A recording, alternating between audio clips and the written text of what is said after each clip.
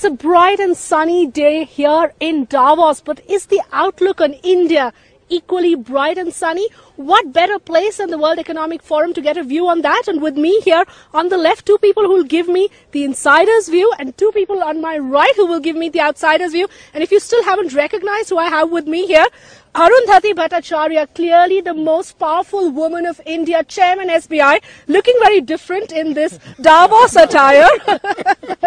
And to my right, I've got Martin Wolf, clearly one of the best economic commentators, in his very, very typical Davos hat. A quick word on your cap first. Well, it's a Russian hat. Bought for $3 in 1991 when Russia was collapsing. And we'll talk about the ruble collapsing and how much that hat is worth now in just a moment. I also have with me Manish Kejriwal of Kedaara Capital and Kevin Sneader of McKinsey. Thank you all for being with us. First, a view from Arundhati Bhattacharya. She's clearly someone who's representing India. She's someone who's hopefully shifting the balance in a very male-dominated Davos to few women and very powerful ones here. Mrs. Bhattacharya, what's the interest on India looking like here? Are people really talking about India the way the government would like them to? Yes, definitely. I think the interest this time is much more than it was last year the same time.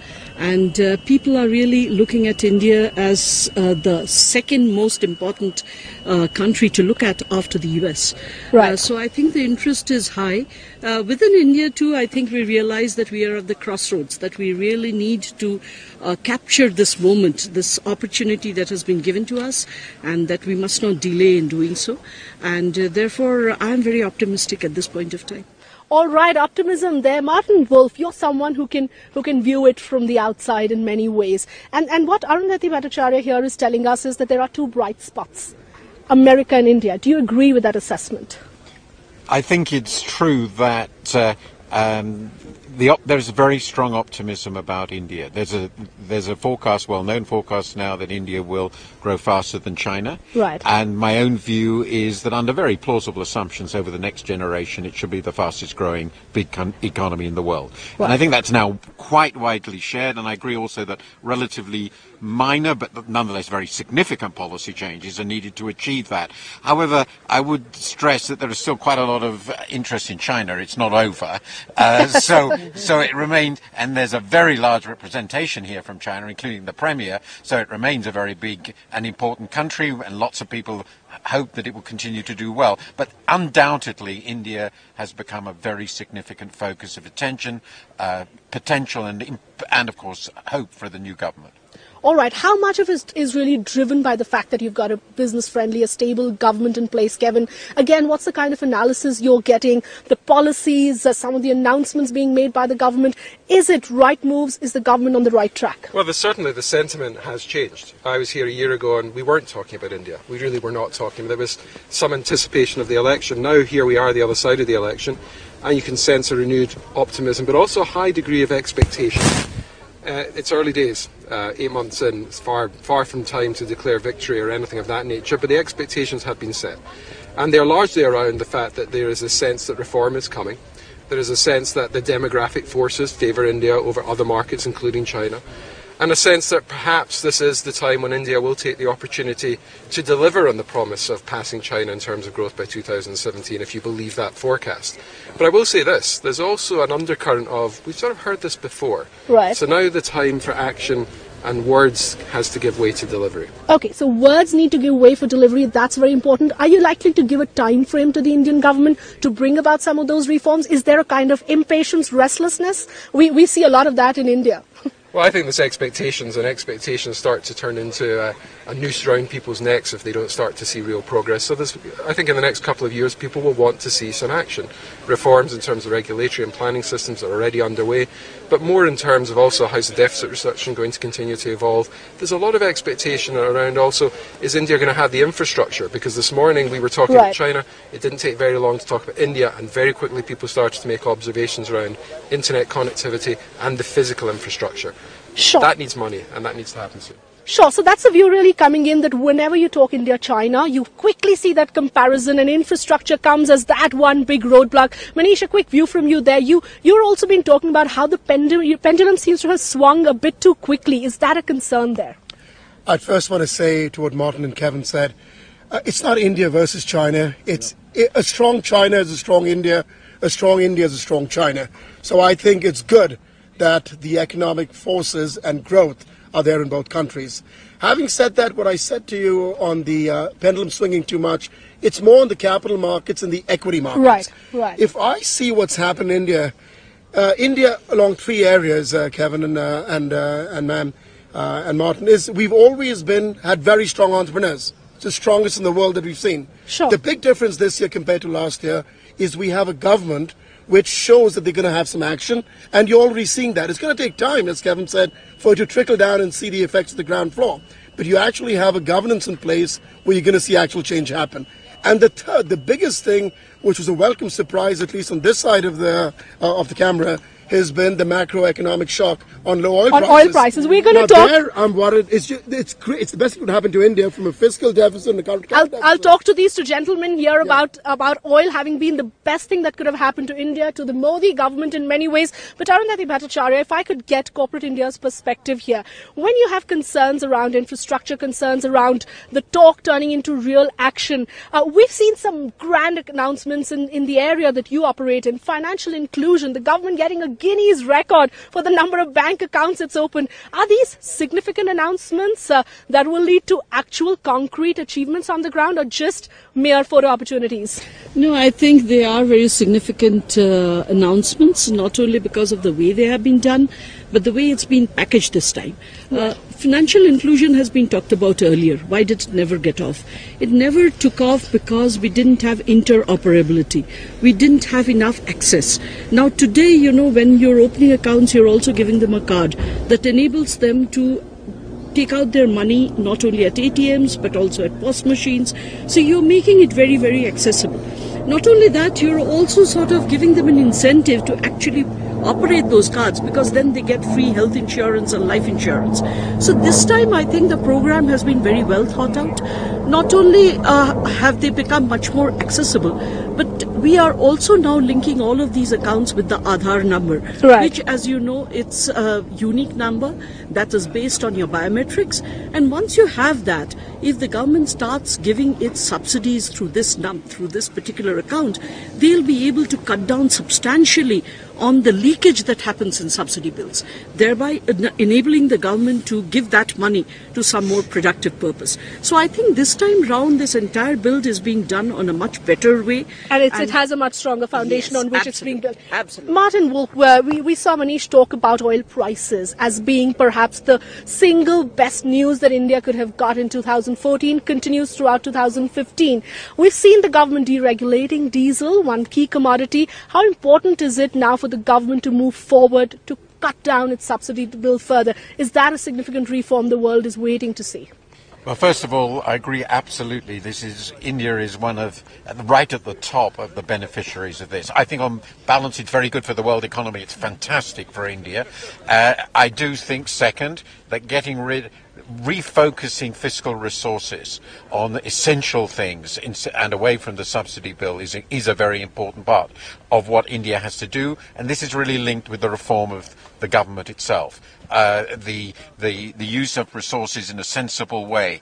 So we will want to see, and people will want to see that happen. I think it's been a very big priority for India for a long time. If you think about the things that people remain concerned about, well, first of all, so far what we've been hearing is good, and they've done some sensible action, but I think we'll want to see quite a lot of action in the next year or so. And when you say action, would you like to specify what? Well, the fiscal reforms stuff is very important. Measures that really make it plausible that major investment projects will and can go ahead. There's obviously been a lot of discussion about this, how slow everything is. And here there is an important concern, which is, of course, the central government has its own focus, but so much in India depends on the states. So it will be crucial to see how that relationship works out. And I think that they have about a year or two to convince people that it is really has changed. But the general mood is undoubtedly, if you look at the whole scene, one of really quite substantial optimism about India's future, which I definitely share.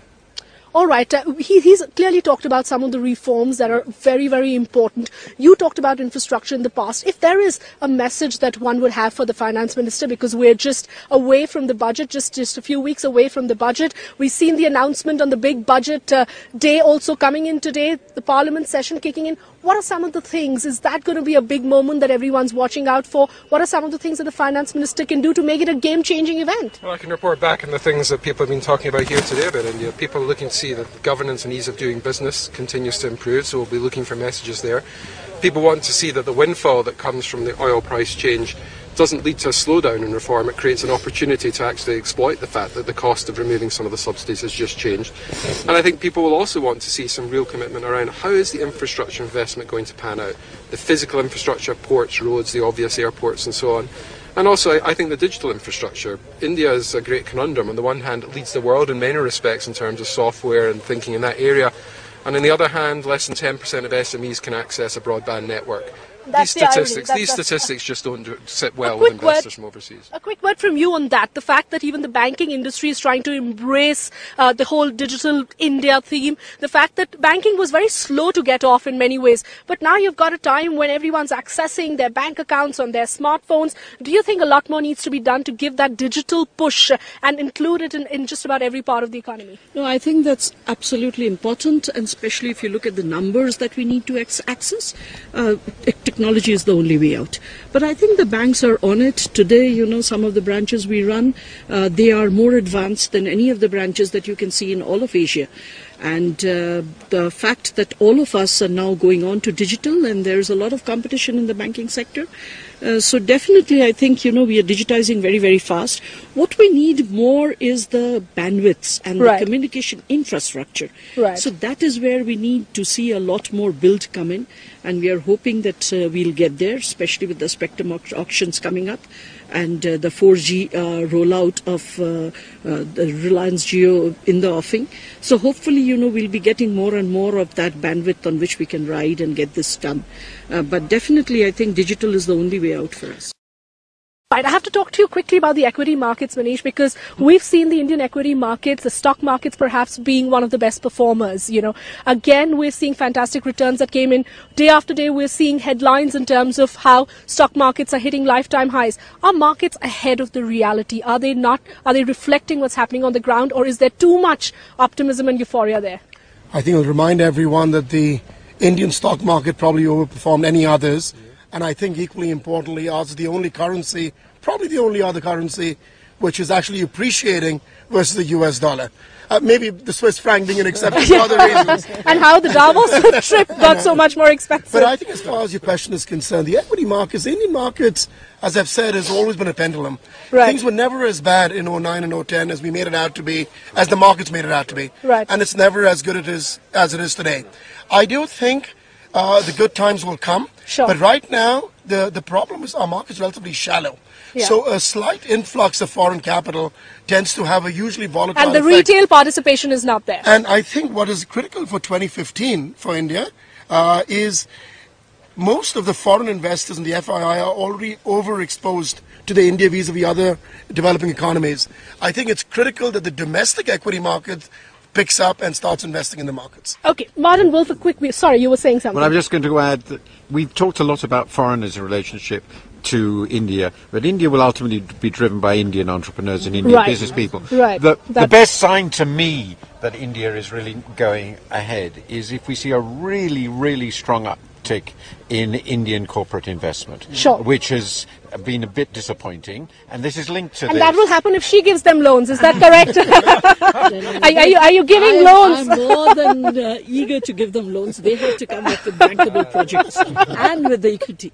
Okay, and interest rates heading downwards, can consumers like us hope for interest rate cuts? I think it will happen because I think the signals are very clear that the disinflationary trends are getting well entrenched. So definitely I think we are looking at an easing cycle starting. All right, easing cycle starting. We talked about inflation. We can go on talking about interest rates. Dr. Rajan, did he do enough or not? But I have to talk to you about disinflation being a worry for the world. Is it a real worry? Well, for India, it's very, very helpful. And the governor of the Reserve Bank has, I think, done a marvellous job. So I'm a great admirer. For the world as a whole, I think as a world of a whole, it's not a huge worry. But for some parts, particularly Europe, it is a big issue. So I don't see disinflation or deflation as a global concern at all. But I think it is a concern here, and it could become a concern in China.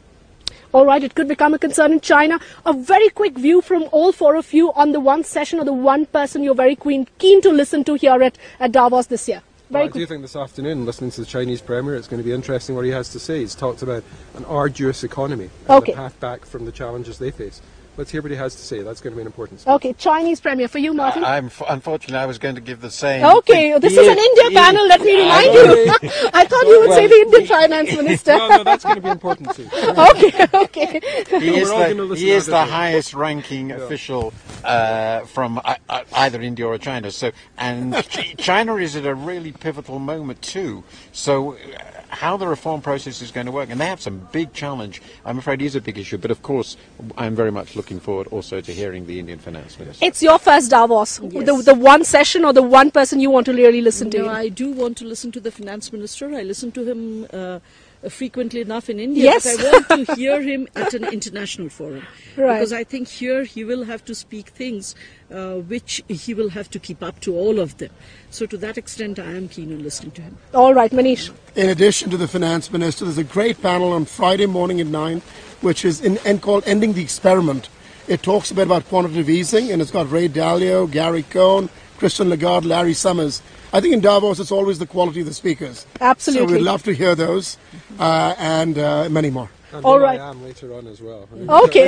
Very celebrities, a few of them stay here. So we've got a very interesting panel here clearly telling us that yes, there is a lot of optimism around India. India is the talk here at Davos, but very important for the government to seize the moment, seize the opportunity, turn all the talk and the positive sentiment into action so that India is well on the path to becoming the fastest growing large economy in the world.